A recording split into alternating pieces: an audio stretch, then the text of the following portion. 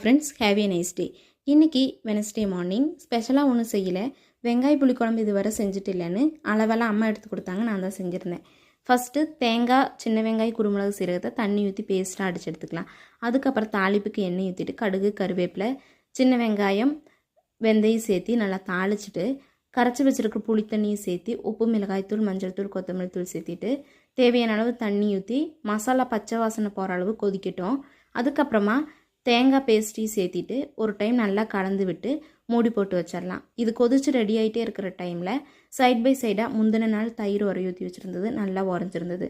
அதையும் இன்னொரு பாத்திரத்தில் மாற்றி வச்சுட்டேன்.